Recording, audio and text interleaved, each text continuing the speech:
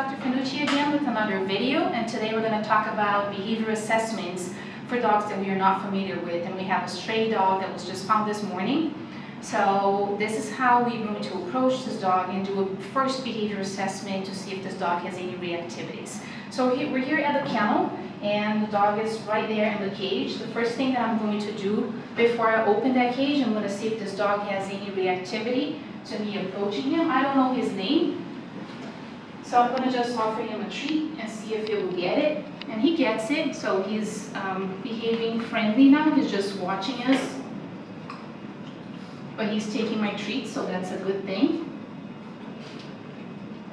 So because I don't know how this dog behaves or would react to me, I'd rather, be safe and make a positive association first with me, because I'm a stranger, this dog doesn't know me.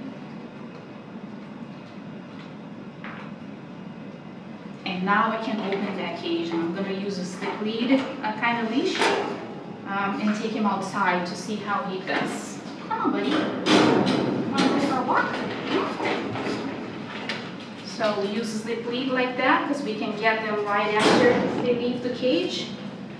And let's observe him like walking around other dogs, if he has any reactivities to people.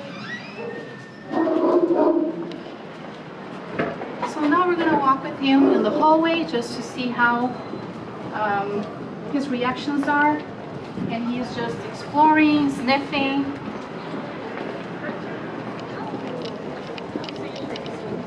That's kind of cool. That's fun.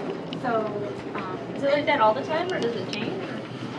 He's just curious, investigating a little bit. This way, buddy. It's like that for now. Buddy. It may change later on. Come on. And it's like, it's like a soft Yes. 11 at midnight. Good job. And I just rewarded him for listening to me, coming back. I gave him a treat.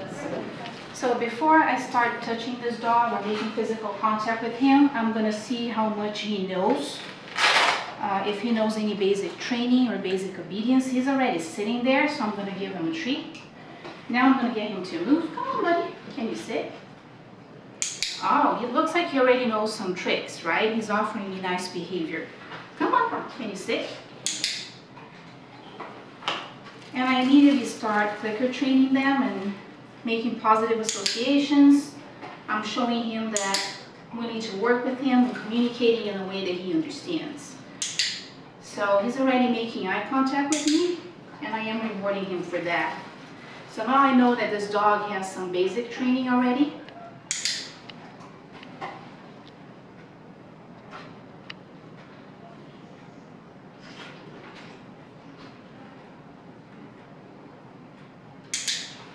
So he's offering me the behavior that he already knows, but now I want him to actually make eye contact with me. So that's why I did not give him a reward for standing on his back legs.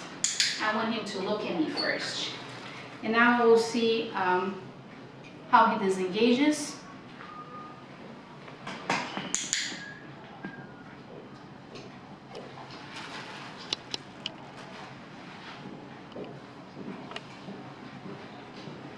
So this one is one trick that he doesn't know yet, because he's not disengaging from my hand. He's trying to get the treat his way. And now he's starting to learn that I want him to just touch my hand and then disengage so he can get the treat. There we go, buddy. You're doing great. You're a good doggy. Good boy. So now that he's more comfortable with me being around him, I'm going to bend at the same time that I am giving him a treat, so he doesn't perceive me bending and getting close to him as a threat or something like that. He's a very polite dog. He doesn't come to my treat bag and tries to grab treats forcibly. He gets the treat from my hand a little bit rough, so we're going to keep working on the hand exercise, the hand touch, and the engagement. Like that.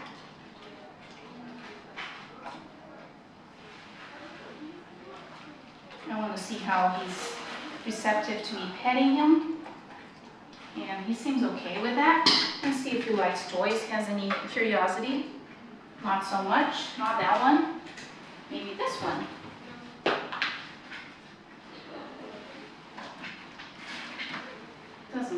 like. Buddy, okay, go get it. And now that I know we can be comfortable around him, he's not showing any unpredictable behaviors, he signals really well, he communicates with me. I'm gonna let the leash go and see how he walks around, if he will explore the room. And then I'm gonna give him a chewable rawhide, see if he's interested in that. And it looks like he is.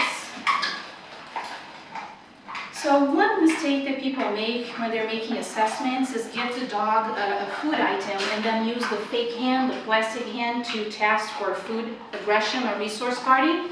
That can sometimes instigate the behavior, that's why we don't do that.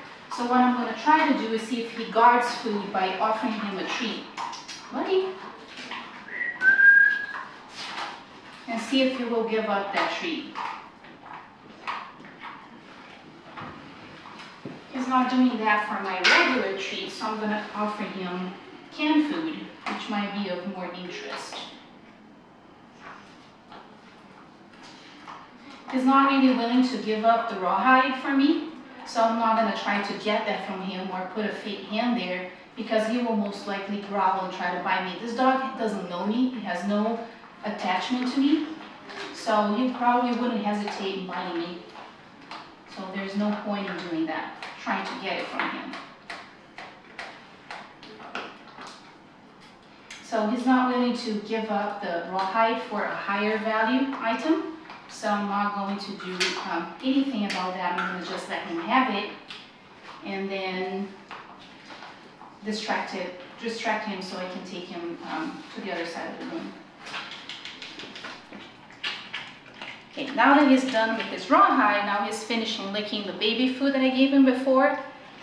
So for this dog, the rawhide probably has more value, a higher value than baby food. We already know that we need to work on resource guarding with this dog. If he doesn't really have any resource guarding, he could if we try to take food from him. So in order to treat that, we're going to do the same routine that we did in the other video that we have posted on the website about resource guarding, how to counter condition that behavior by trading the item that the dog values with a higher value item.